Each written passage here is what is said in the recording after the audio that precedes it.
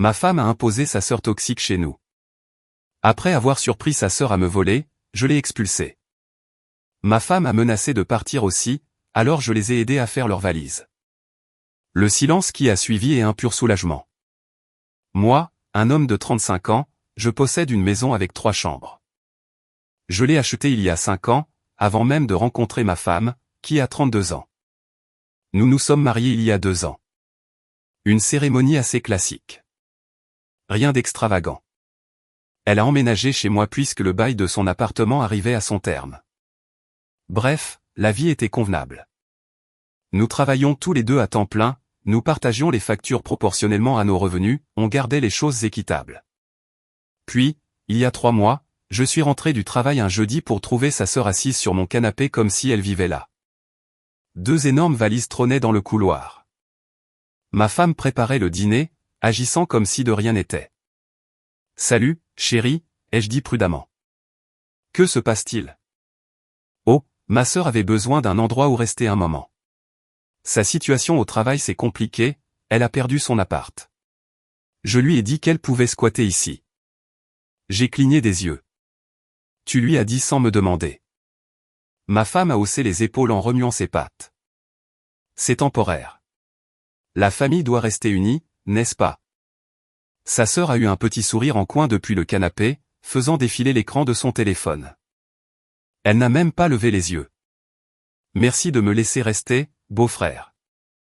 J'ai entraîné ma femme dans notre chambre. Il faut qu'on parle de ça. De quoi y a-t-il à parler? C'est ma sœur. Elle a besoin d'aide. Je comprends, mais c'est notre maison. Tu ne peux pas simplement faire emménager quelqu'un sans en discuter avec moi au préalable. Donc, tu es en train de dire que ma famille n'est pas la bienvenue ici. Sa voix est devenue tranchante, sur la défensive. Ce n'est pas ce que j'ai dit. Je dis que les décisions importantes nécessitent que nous soyons tous les deux d'accord. Eh bien, elle est déjà là, a-t-elle lâché avant de retourner dans la cuisine. Et ce donc cachait beaucoup de choses. La situation avec la sœur. Sa sœur avait 28 ans, était entre 2 emplois, quelle surprise, et avait apparemment été expulsée de son dernier logement pour ne pas avoir payé son loyer. Ma femme avait curieusement omis ce détail jusqu'à ce que je pose la question directement 3 jours plus tard. Ce n'était pas de sa faute, insistait ma femme. Sa colocataire était horrible. Bien sûr. C'est la colocataire qui l'a empêché de payer le loyer. Soit, des règles ont été établies.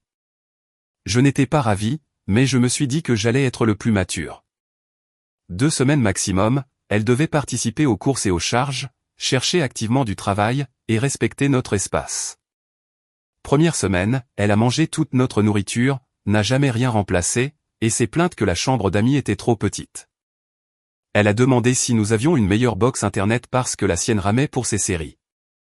2e semaine, toujours aucune candidature pour un emploi à l'horizon. Elle a commencé à laisser de la vaisselle sale partout. Elle a emprunté la voiture de ma femme sans demander et l'a rendue avec le réservoir vide. 3e semaine, j'ai rappelé à ma femme notre accord des 2 semaines. Elle essaie. Le marché du travail est difficile en ce moment. Laisse-lui juste un peu plus de temps. Combien de temps en plus? Je ne sais pas, arrête d'être aussi rigide surtout. 4e semaine, j'ai trouvé sa sœur portant les bijoux coûteux de ma femme, ceux que sa grand-mère lui avait légués. Quand j'en ai fait la remarque, ma femme s'est fâchée contre moi pour en faire toute une histoire pour rien. 6e semaine, j'ai commencé à garder mon portefeuille dans ma voiture parce que je jurais que j'avais plus d'argent liquide dedans avant. 8e semaine, je suis maintenant le méchant parce que je veux récupérer ma propre maison. Le vol. Au bout de 2 mois et demi, je gardais une petite réserve d'argent liquide dans mon bureau à domicile. Un genre de fonds d'urgence. Environ 3200 € dans une enveloppe dans le tiroir de mon bureau. Pas l'endroit le plus intelligent, mais c'est ma maison, mon bureau, mes règles. J'y ajoutais de l'argent depuis plus d'1 an. 200 à 300 € à chaque fois que j'avais un extra grâce à des petits boulots ou des primes. Mardi dernier, je suis allé ajouter 150 € supplémentaires. L'enveloppe avait disparu. Totalement disparu. J'ai retourné mon bureau, j'ai cherché partout. Rien. J'ai demandé à ma femme si elle l'avait déplacé. Non. Pourquoi j'irais fouiller dans ton bureau? L'argent que je garde là-dedans a disparu. La totalité. Elle a fait une pause. Combien? 3200 €. C'est beaucoup d'argent à laisser traîner dans ton bureau fermé à clé dans ma maison. Ouais. Nous savions tous les deux. La seule autre personne ayant accès était sa sœur. Je suis allé dans le salon où sa sœur regardait une émission de télé-réalité, mangeant dans un paquet de chips format familial que j'avais acheté la veille. Et, je dois te parler d'un truc. Elle n'a pas détourné les yeux de la télé. Quoi? Il y avait de l'argent dans mon bureau. Il a disparu.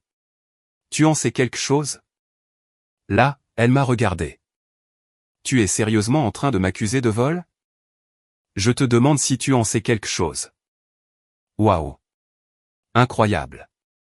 Non, je n'ai pas touché à ton précieux argent. Ma femme est entrée. Que se passe-t-il? Il m'accuse d'être une voleuse. J'ai posé une question. Ma femme s'est retournée contre moi. Tu ne peux pas juste accuser les gens comme ça. L'argent était là vendredi. Aujourd'hui, il a disparu. Seules 3 personnes vivent ici. Peut-être que tu as mal compté ou oublié où tu l'as mis. Je n'ai pas mal compté 3000 €. Sa sœur s'est levée de façon dramatique. Je n'ai pas à rester ici et être attaqué de la sorte. Elle a filé vers la chambre d'amis et a claqué la porte. Ma femme m'a regardé comme si j'avais donné un coup de pied à un chiot. C'était incroyablement irrespectueux. Elle m'a volé. Tu n'en sais rien. Qui d'autre ça pourrait être? Je ne sais pas. Mais tu ne peux pas lancer des accusations sans preuve. Des preuves, n'est-ce pas? Parce que les profiteurs professionnels sont tellement doués pour laisser des indices. La découverte. Vendredi matin, je partais au travail. Sa sœur dormait encore. Midi était apparemment son heure de réveil ces jours-ci. J'ai remarqué que la poubelle près du trottoir était très pleine. J'ai trouvé ça bizarre vu que le ramassage était jeudi et qu'on venait de la vider. J'ai regardé à l'intérieur. Des sacs Monoprix, un sac Fnac, du Sephora, et des tickets de caisse récents. Datés de mercredi et jeudi, pour 847 € de marchandises. Des vêtements, du maquillage, une tablette, des écouteurs de luxe. J'ai pris des photos de tout, de chaque reçu, j'ai vérifié nos cartes bancaires. Rien d'inhabituel de ce côté-là. Donc, des achats en espèces. Un timing intéressant considérant qu'elle était fauchée tout ce temps. J'ai rentré les reçus à l'intérieur. J'ai attendu que ma femme rentre. J'ai trouvé quelque chose d'intéressant dans la poubelle. Je lui ai montré les photos. Ce sont les reçus de la virée shopping de ta sœur. 847 €. Tout en liquide. Tout acheté juste après la disparition de mon argent. Ma femme a pâli. Peut-être qu'elle avait des économies. La même sœur qui n'avait pas les moyens de payer son loyer? Qui est logée ici gratuitement depuis 2 mois?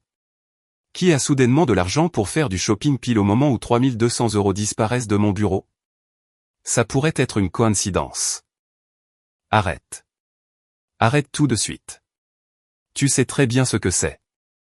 Elle s'est assise lourdement sur le canapé. Elle n'a rien dit pendant une bonne minute. Que veux-tu que je fasse, a-t-elle fini par demander. Elle doit partir aujourd'hui. Où va-t-elle aller? Ce n'est plus mon problème. Elle m'a volé. Tu n'en es pas sûr à 100%. Les reçus sont des preuves assez accablantes. C'est ma sœur et je suis ton mari. Celui qui possède cette maison. Celui qu'elle a cambriolé. Ma femme a commencé à pleurer.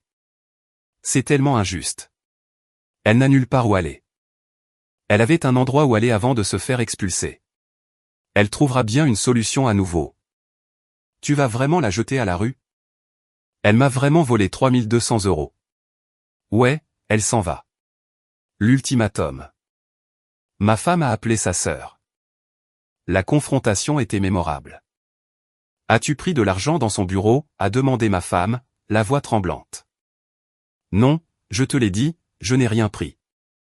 J'ai levé mon téléphone avec les photos des reçus. Alors explique ça. Son visage est devenu rouge. J'avais un peu d'argent de côté. Ça ne te regarde pas. Tu as profité de nous pendant 2 mois en prétendant être fauché. Maintenant, soudainement, tu as de l'argent pour le shopping. Peut-être que j'ai trouvé un boulot. Vraiment? Où? Silence. Tu m'as volé. Sors d'ici. Tu ne peux pas me virer. J'ai des droits en tant que locataire. J'ai carrément rigolé. Tu n'es pas locataire. Tu es une invitée qui a abusé de notre hospitalité. Tu ne paies pas de loyer. Ton nom n'est sur aucun papier. Fais tes affaires. Tu as jusqu'à demain matin. Elle a regardé ma femme. Tu vas le laisser faire ça? Ma femme était déchirée. Je pouvais le voir. Mais ensuite, elle a dit quelque chose auquel je ne m'attendais pas. Si elle part, je pars. La pièce est devenue silencieuse. Quoi, ai-je dit? Tu m'as entendu. C'est ma famille. Si tu la mets à la porte, je pars aussi. La famille doit rester unie. Elle m'a volé. Tu n'en es pas sûr. Ça peut s'expliquer. Comment? Je t'en prie, éclaire-moi sur la façon dont ça pourrait s'expliquer. Je ne sais pas, mais je n'abandonne pas ma sœur. L'audace était stupéfiante. Sa sœur souriait avec arrogance derrière elle. Elle souriait vraiment. D'accord, ai-je dit calmement. Laisse-moi t'aider à faire tes valises alors. Quoi? Tu as dit que si elle partait, tu partais. Elle s'en va. Alors, fais tes valises. Tu ne vas même pas essayer d'arranger les choses? Tu viens de choisir une voleuse plutôt que ton mari. Qui a-t-il à arranger? Ne m'oblige pas à choisir. C'est déjà fait. Les valises. Je ne bluffais pas. J'ai sorti des valises du garage. J'ai commencé à rassembler les affaires de ma femme dans notre chambre.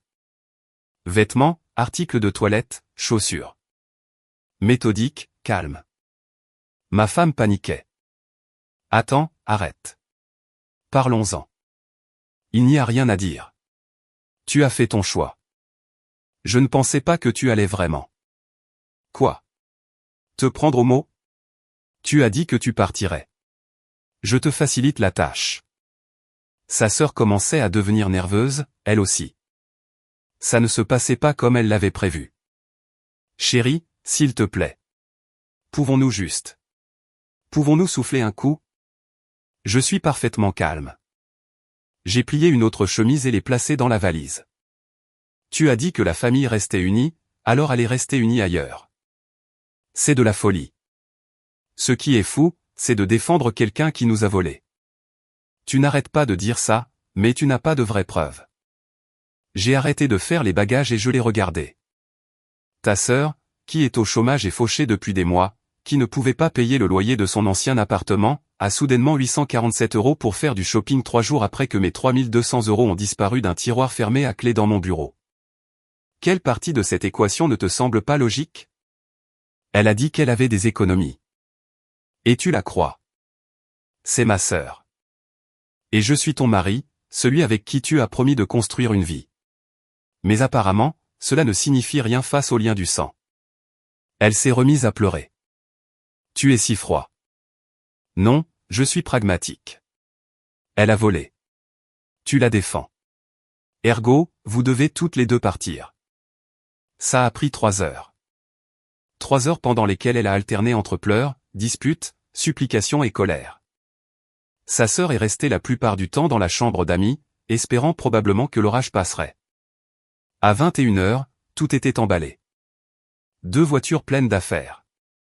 Dernière chance, a dit ma femme à la porte. Si je pars, c'est fini entre nous. Je sais. Tu es vraiment prête à mettre fin à notre mariage pour ça. Tu es vraiment prête à mettre fin à notre mariage pour une voleuse. Arrête de l'appeler comme ça. Arrête de la défendre alors. Admets ce qu'elle a fait. Silence. C'est bien ce que je pensais, ai-je dit.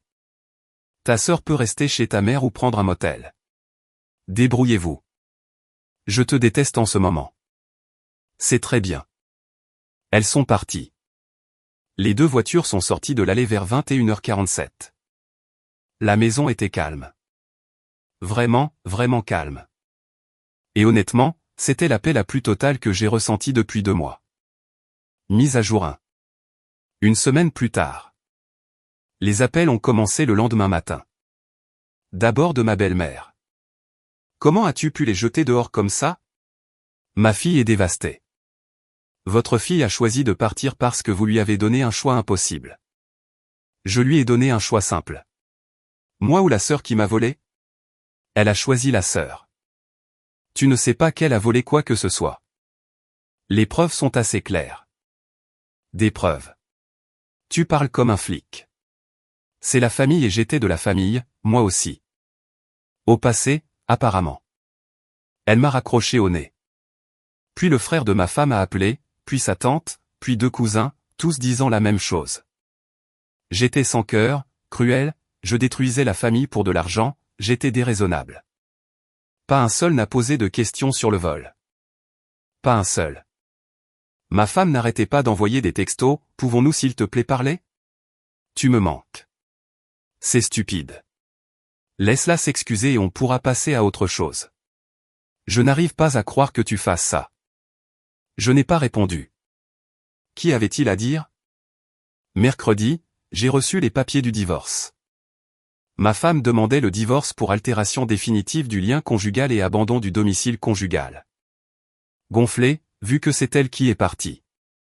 Elle réclamait la moitié de la valeur de la maison, une prestation compensatoire, sa voiture, qui était à nos 2 noms, et la moitié de mon plan d'épargne retraite, père. J'ai appelé un avocat l'après-midi même. Un certain maître Dubois. Il m'avait été recommandé par un collègue qui avait traversé un divorce difficile. Il invoque l'abandon du domicile, a-t-il demandé en lisant les papiers. Elle est partie après que j'ai mis sa sœur à la porte pour vol. Pouvez-vous prouver le vol? J'ai des reçus montrant des achats effectués en espèces juste après la disparition de mon liquide. J'ai des textos et des messages montrant qu'elle était fauchée. Circonstancielle mais solide. Et la femme a choisi de partir. Je lui ai posé un ultimatum. Elle ou la sœur? Elle a choisi la sœur. Il a hoché la tête. En fait, ça nous aide. Elle a quitté le domicile conjugal volontairement après que vous avez surpris sa sœur en train de voler. On peut travailler avec ça. Et pour ces réclamations concernant la maison et la prestation compensatoire? La maison était à vous avant le mariage, n'est-ce pas? Oui. Achetée il y a 5 ans. Ça fait 2 ans qu'on est mariés. Selon le régime matrimonial, cela pourrait être protégé. La plus-value de la maison pendant le mariage pourrait être considérée comme un bien commun, mais le capital de base est à vous. On va se battre. Et on plaidera contre la prestation compensatoire. Elle a un emploi, a quitté volontairement le mariage et est partie pour défendre quelqu'un qui a commis un vol contre vous. Ça ne donne pas une bonne image d'elle. Ça m'a coûté 5 000 € de provision. Ça valait chaque centime si ça signifiait protéger ce que j'avais construit. L'escalade. Jeudi soir, quelqu'un a jeté des œufs sur ma maison. Ma caméra de surveillance l'a filmé. 2 silhouettes difficiles à identifier dans l'obscurité, mais l'une d'elles était définitivement féminine et avait la carrure de la sœur de ma femme. J'ai envoyé les images à mon avocat et j'ai déposé une main courante à la police. Les flics n'avaient pas l'air très intéressés. Une affaire domestique qu'il vaut mieux régler par la procédure de divorce. Super. Donc, la dégradation de biens, c'est normal maintenant. Vendredi, ma femme a débarqué à mon travail. La réceptionniste m'a appelé pour dire que quelqu'un voulait me voir. Je suis allé dans le hall et elle était là, les yeux gonflés, l'air épuisé. Pouvons-nous parler s'il te plaît? Pas ici. Juste prendre un café ou autre. Contre mon meilleur jugement, j'ai accepté. Nous sommes allés au café d'en face. Je déteste la façon dont ça s'est passé, a-t-elle commencé. Tu me manques. Notre vie me manque. Tu as tourné le dos à notre vie. Tu m'as forcé à choisir. Ta sœur m'a volé. Ce n'était pas un choix. C'était des conséquences. Elle dit qu'elle ne l'a pas fait. Et les reçus?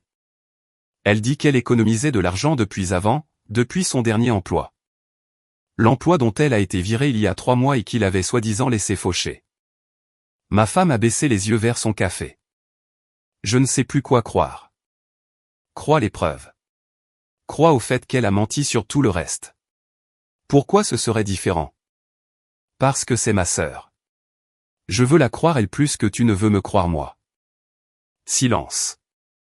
C'est bien ce que je pensais, ai-je dit. Nous n'avons plus rien à nous dire. Les papiers du divorce. Je ne voulais pas faire ça. Ma mère a insisté. Elle m'a trouvé l'avocat. Elle a dit que je devais me protéger. Te protéger de quoi? Ce n'est pas moi qui ai fait quelque chose de mal. Tu nous as mis à la porte. J'ai mis à la porte une voleuse et la personne qui défendait la voleuse. Arrête de l'appeler comme ça. Les gens commençaient à nous fixer. J'ai baissé la voix.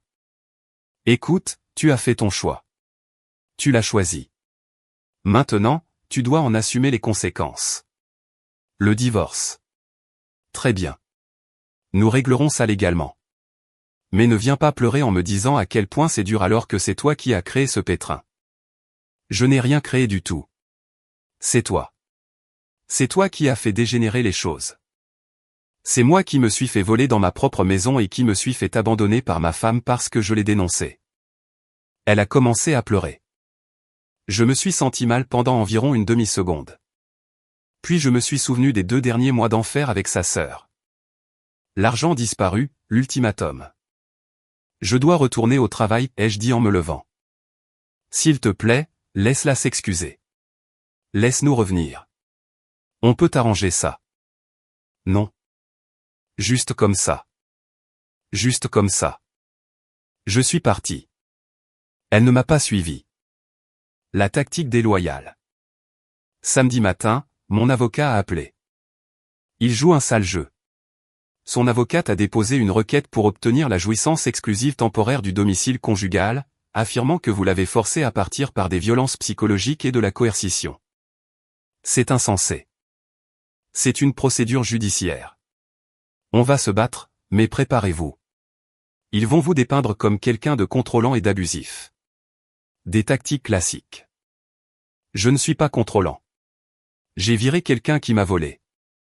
Je sais, mais ils vont présenter les choses différemment. Tenez-vous prêts. L'audience était fixée dans 2 semaines. Entre-temps, toute la famille de ma femme a lancé une campagne. Des publications sur les réseaux sociaux affirmant soutenir les victimes d'abus, suffisamment vagues pour qu'on ne puisse rien prouver. Des publications sur la famille qui est là quand les conjoints vous font défaut. Sa mère a publié une longue diatribe expliquant comment les hommes modernes ne peuvent pas supporter les femmes fortes avec des liens familiaux forts, et que le mariage signifie accepter la famille de son conjoint avec ses défauts et tout le reste. Les commentaires étaient divisés. La moitié la soutenait, l'autre moitié criait au mensonge. Je n'ai pas réagi. Mon avocat m'avait dit de ne pas le faire, mais mon frère l'a fait. Il a commenté, c'est intéressant de voir qu'aucun de ses posts ne mentionne le vol qui a déclenché toute cette affaire. Il a été bloqué immédiatement. Puis la sœur de ma femme, qui, j'allais l'apprendre, logeait chez leur mère, a publié sa propre histoire larmoyante. Quand ton beau-frère t'accuse de quelque chose que tu n'as pas fait et détruit le mariage de ta sœur à cause de ça. La famille n'est pas toujours celle du sang, mais elle est toujours là pour toi. Les commentaires étaient compatissants. Beaucoup de « tu mérites mieux » et de « il a l'air horrible ». Pas une seule personne n'a demandé sa version de l'histoire. Pas une seule. Mardi, j'ai reçu un appel d'un inspecteur de police. Apparemment, la sœur de ma femme avait déposé sa propre plainte, affirmant que je l'avais menacée verbalement avant de l'expulser. L'avez-vous menacée, a demandé l'inspecteur. Non, je lui ai dit de partir parce qu'elle m'avait volé. Elle dit que vous n'avez aucune preuve de vol. J'ai des reçus montrant d'importants achats en espèces juste après la disparition de mon argent liquide. C'est circonstanciel. C'est suffisant pour moi. Avez-vous élevé la voix? Utilisé un langage intimidant? Je lui ai dit de faire ses affaires et de partir. C'est tout.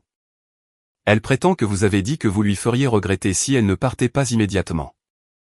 C'est un mensonge. Avez-vous la preuve que c'est un mensonge?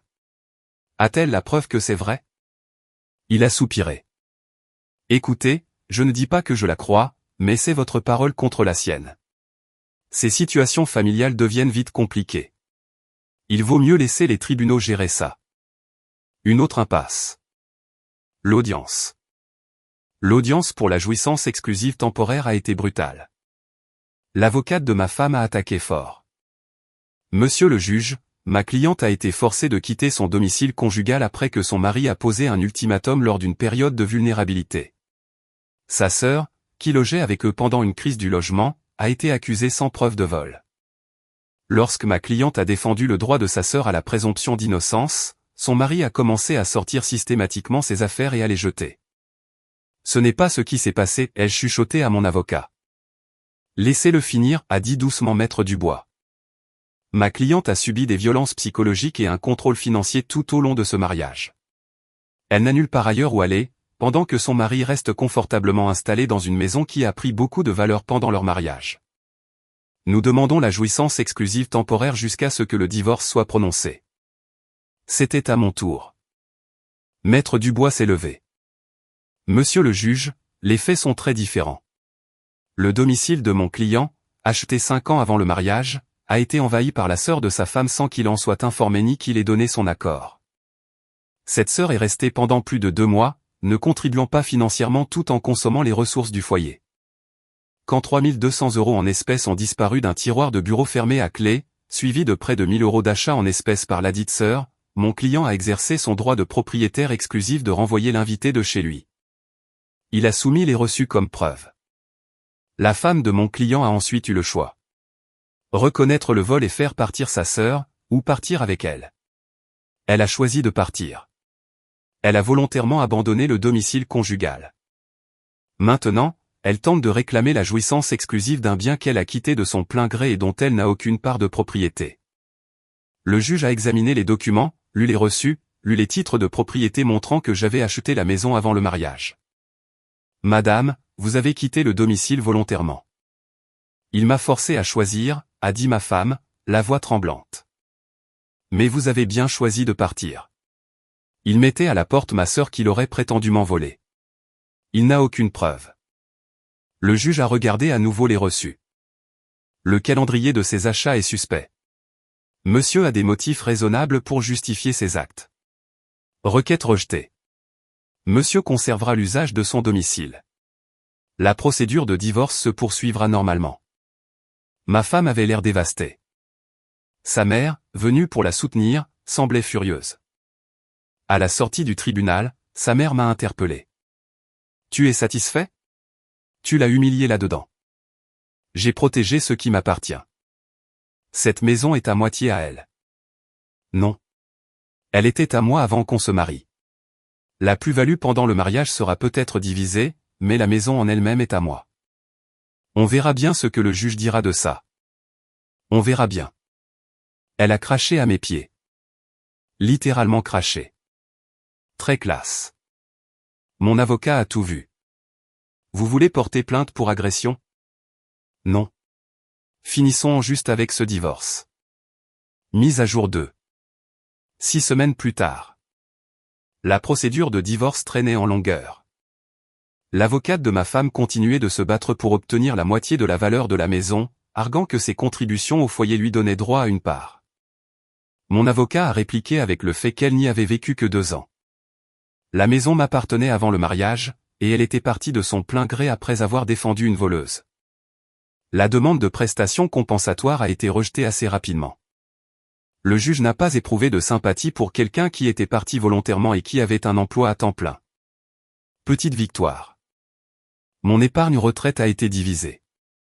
J'ai perdu environ 18 000 €, c'était nul, mais apparemment standard pour un mariage de 2 ans.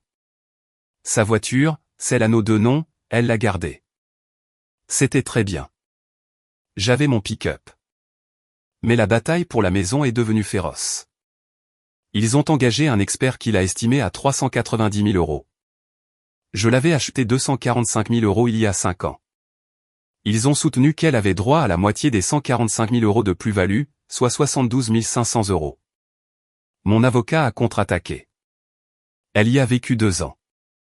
La plus-value durant cette période était d'environ 45 000 €.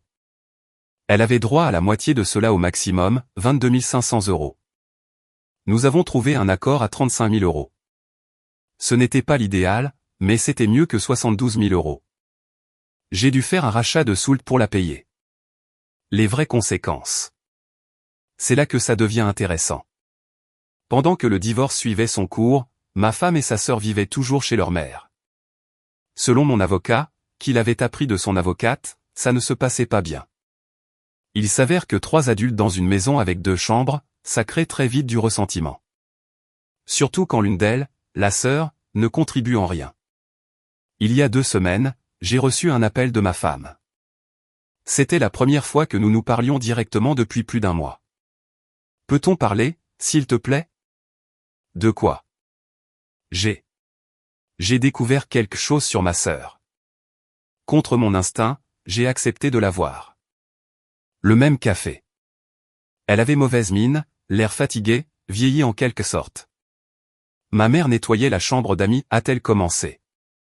Elle a trouvé des affaires que ma sœur avait laissées, y compris des reçus, plein de reçus. Elle a fait glisser une enveloppe sur la table. À l'intérieur, d'autres reçus, de différents magasins, de différentes dates, tous pour des achats en espèces. Remontant à des semaines avant que mon argent ne disparaisse. Elle volait ma mère aussi, a dit ma femme d'une voix creuse. Ma mère gardait du liquide dans sa commode pour les urgences. 400 € ont disparu le mois dernier. Ma sœur a acheté un nouveau téléphone et un sac de marque la même semaine. Ma mère pensait qu'elle avait égaré l'argent jusqu'à ce qu'elle trouve ça. Je n'ai rien dit. Tu avais raison, a continué ma femme. Elle a bien pris ton argent, et le mien. J'avais 200 € dans ma table de nuit qui ont disparu à peu près à la même période. Je pensais. Je ne sais pas ce que je pensais, que je l'avais dépensé et oublié. Pourquoi me dis-tu ça? Parce que j'ai tout gâché. Je l'ai choisi elle plutôt que toi. Je l'ai défendue alors que tu avais raison. J'ai jeté notre mariage à la poubelle pour quelqu'un qui nous mentait à tous. D'accord, et alors? Juste. D'accord. Qu'est-ce que tu veux que je te dise? Que ce n'est pas grave? Qu'on peut se remettre ensemble? Ça n'arrivera pas. Je sais. Je sais. J'ai détruit notre couple. J'avais juste besoin que tu saches que je le sais. Et que je suis désolé. Excuse notée. Mon Dieu, tu es froid. Non, j'en ai fini avec ça. Il y a une différence. Elle a recommencé à pleurer. Tu me manques. Notre vie me manque. La maison me manque, et les soirées ciné, et juste. Tout. Tu aurais dû penser à ça avant de choisir une voleuse à la place de ton mari. C'est ma sœur et j'étais ton mari. Au passé. Elle s'est essuyé les yeux. Qu'est-ce qui lui est arrivé? Ma sœur? Qu'est-ce que tu veux dire? Ma mère l'a mise à la porte il y a 3 jours après avoir trouvé les reçus. Elle squatte les canapés de ses amis.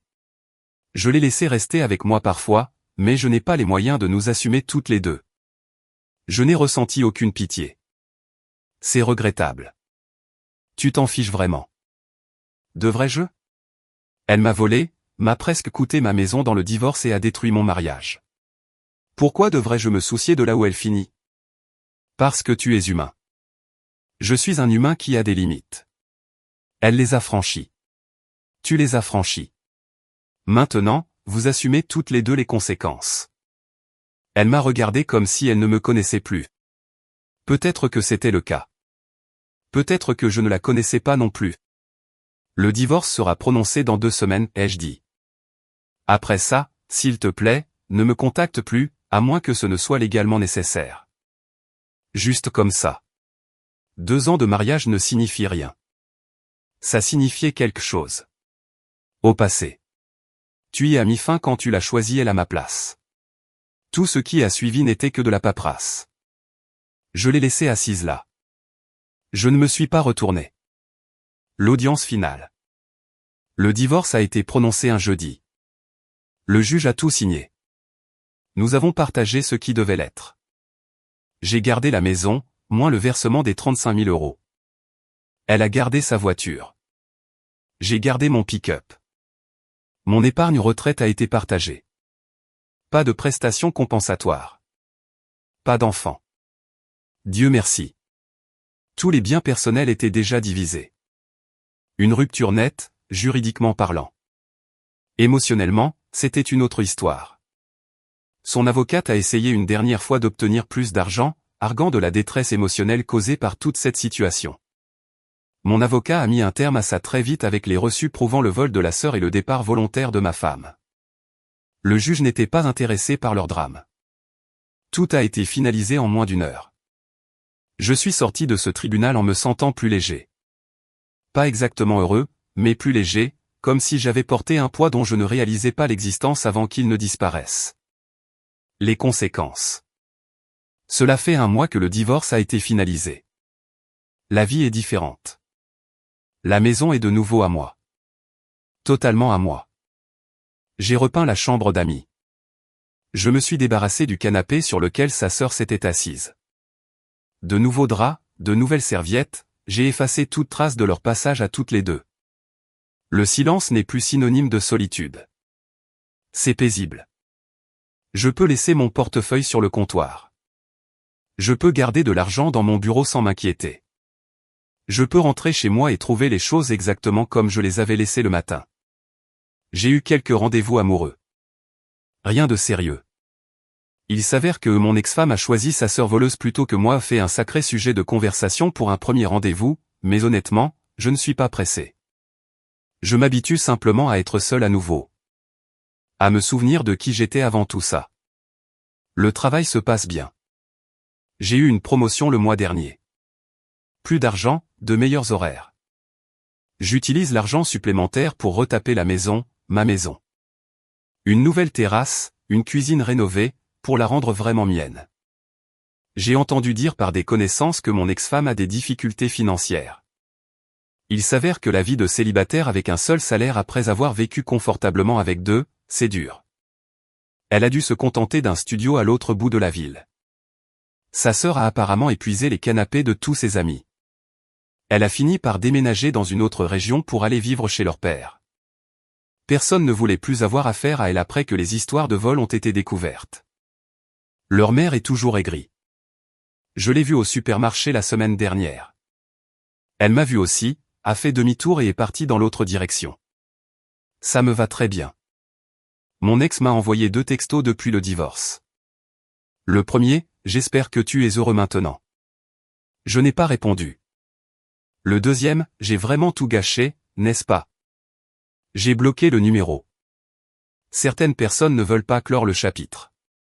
Elles veulent être validées. Elles veulent que vous leur disiez que ce n'est pas grave, que tout est pardonné, que la leçon est apprise. Mais je ne lui dois pas ça. Je ne lui dois plus rien. La maison est calme la nuit. Vraiment calme. Pas d'émission de télé que je n'ai pas envie de regarder. Pas de drame. Pas d'argent volé. Pas d'ultimatum. Juste moi, mon café, et la paix pour laquelle je me suis battu. Ça valait chaque centime de ses frais d'avocat. Ça valait chaque confrontation familiale gênante. Ça valait les commérages, les regards en biais et les commentaires du genre « il est tellement froid ». Parce qu'à la fin de la journée, je me suis défendu quand ma propre femme a refusé de le faire avec moi. J'ai protégé ce qui m'appartenait quand elle a choisi quelqu'un qui nous avait volé tous les deux. Et ce silence dans ma maison par la suite. Le silence qu'on m'avait dit que je regretterais. Il n'est pas synonyme de solitude. Il n'est pas vide. C'est un pur bonheur.